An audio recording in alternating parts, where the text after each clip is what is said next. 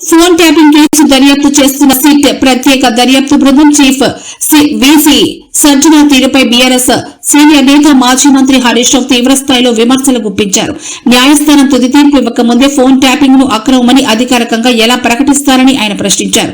SIT chief హోదాలో ఉన్న వ్యక్తి ఇలాంటి వ్యాఖ్యలు చేయడం చట్టబద్దంగా నిలవదని, ఇది తీవ్ర ఆందోళన కలిగించే విషయమన్నారు. ఈ అంశంపై హరీష్ రావు మాట్లాడుతూ రాజ్యాంగబద్దమైన ప్రజాస్వామ్యంలో ఒక ఆరోపణ నేరమని తేల్చాల్సింది న్యాయస్థానం మాత్రమే అని అన్నారు. రాజ్యాంగంలోని ఆర్టికల్ 21 ప్రకారం నిందితుడు నిరపరాధి అనే భావన ప్రాథమిక సూత్రమని, దీన్ని విమర్శించరాదన్నారు. దర్యాప్తు చేయడం మాత్రమే పోలీసుల విధని, విచారణ దశలోని ఒక చర్యను చట్టవిరుద్ధమని ప్రకటించడానికి వారేమి న్యాయమూర్తులు కాదని హరీష్ రావు అభిప్రాయపడ్డారు. అరే మొన్న చూసినాం కదా, ఆయన పేరేంది, మన ఏఐసిసి నాయకులు సంపత్ కుమార్ గారు డైరెక్ట్ కాంట్రాక్టర్నే బెదిరించేసిండు. 8 కోట్లు ఇస్తావా అని పేపర్లలో చదివినాం మనం. 8 కోట్లు ఇచ్చేదాకా కాదు అని వాళ్ళను కొట్టుడు, బండ్లు గుంజుకునుడు. కాంట్రాక్టరే స్వయంగా పోలీస్ డిపార్ట్మెంట్ కు కంప్లైంట్ ఇచ్చిండు కదా.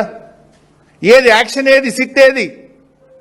మా జర్నలిస్టులను వేధించడానికి సిట్టు, ప్రతిపక్ష పార్టీ బీఆర్ఎస్ ను వేధించడానికి సిట్ల మీద సిట్లు, కమిషన్ల మీద కమిషన్లు.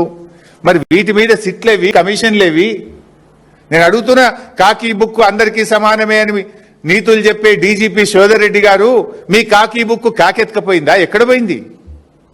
కాంట్రాక్టర్ డైరెక్ట్ గా పోలీస్ స్టేషన్ లో కంప్లైంట్ ఇస్తే ఇప్పటికి ఎందుకు అరెస్ట్లు అయితలేవు? ఏమైంది కాకి బుక్కు? సజ్జనార్ బాగా మాట్లాడినావు కదా, మొన్న జర్నలిస్టులను బెదిరించినావు కదా.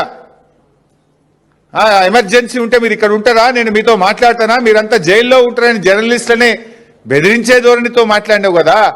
ఏమైంది నీ రూల్ బుక్కు? సజ్జనార్, నీకు ఇవేం కనబట్టలేవా?